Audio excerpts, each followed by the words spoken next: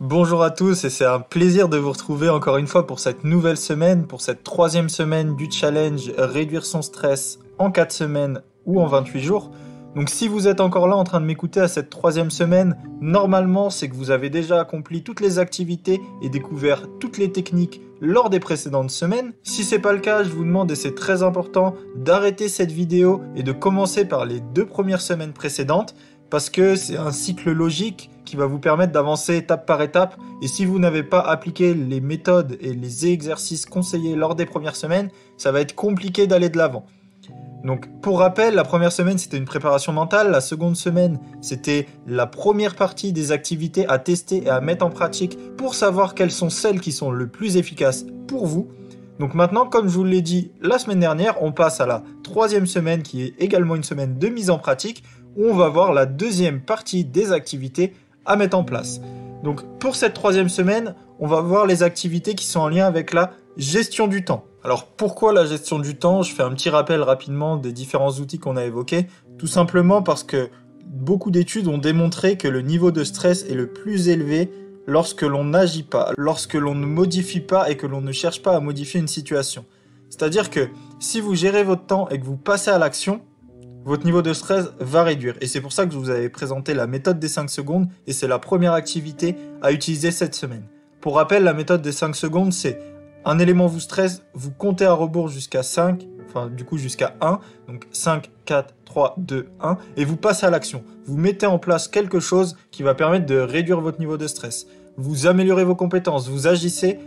Quelle que soit l'action que vous mettez en place, vous mettez une action qui va vous permettre de réduire votre niveau de stress, soit en développant vos compétences, soit en agissant pour réduire ce niveau de stress, en pratiquant la méditation, une vidéo de relaxation, etc., etc. Ensuite, la deuxième activité dans la gestion du temps, ça va être la mise en place de vos plannings. La mise en place de vos plannings jour après jour et non pas heure après heure. Donc pour ça, vous retrouverez également en annexe un tableau qui va vous aider à établir un planning fixe et efficace pour vous organiser de façon la plus efficace possible et ainsi réduire votre niveau de stress.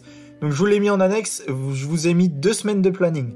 Donc si vous en voulez plus, n'hésitez pas soit à recopier ces pages-là sur une feuille à part, soit en réimprimer des nouvelles. Mais les 2 semaines sont là pour vous aider à finir le challenge des 28 jours. Ensuite, l'activité suivante que je vous propose d'utiliser, c'est la reformulation positive. Reformuler les éléments et les pensées stressantes en des pensées plus positives. Donc si vous avez un trou et que vous ne savez plus comment pratiquer une reformulation positive, n'hésitez pas à retourner sur la vidéo de la reformulation positive ou directement dans le e-book à la page qui correspond pour vous rafraîchir la mémoire et pour utiliser parfaitement cet exercice de pensée positive. Ensuite, on va tester la méditation. On a vu les vidéos de relaxation, on a vu comment prendre du recul sur ses pensées. Maintenant, je vais vous demander de tester la méditation. Donc 2 méditations possibles. Si vous êtes des non-initiés, je vous conseille plus la méditation guidée. Une méditation anti-stress, donc avec Cédric Michel ou avec Mike Méditation, qui va vous guider pour éviter que vous soyez submergé par le flot de vos pensées. Et si vous êtes beaucoup plus expérimenté, n'hésitez pas à vous orienter plus vers une méditation de pleine conscience. Et enfin, bien évidemment, encore une fois, les vidéos de relaxation. Donc essayez de faire la deuxième partie des vidéos de relaxation qui sont présentées sur la page de cet atelier pour voir s'il y en a qui sont plus ou moins efficaces sur vous. Donc voilà, ça c'était la fin des activités que je vous conseillais de faire. Comme la semaine dernière, je vous ai laissé des espaces vides. Si vous souhaitez en rajouter d'autres ou que vous pensez qu'il y en a d'autres qui sont efficaces, ces espaces vides sont notamment faits pour noter les activités complémentaires qu'on a pu voir dans les outils, que ça soit la pratique du sport, faire de la lecture, écrire aussi si vous préférez écrire et que ça vous soulage, ça vous détend, aller marcher, gérer vos émotions ou faire des exercices de cohérence cardiaque que vous pouvez trouver sur YouTube.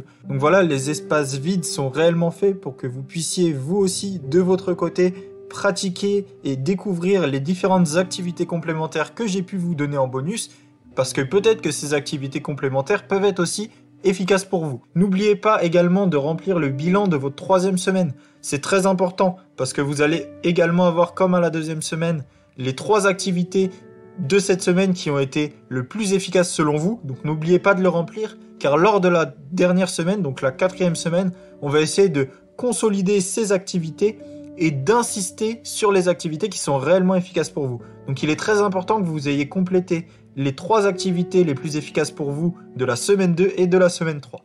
Donc voilà les amis, c'est la fin de cette semaine 3. Si tout va bien, on se retrouve la semaine prochaine pour la 4e semaine. Et n'oubliez pas, c'est vous qui avez le contrôle.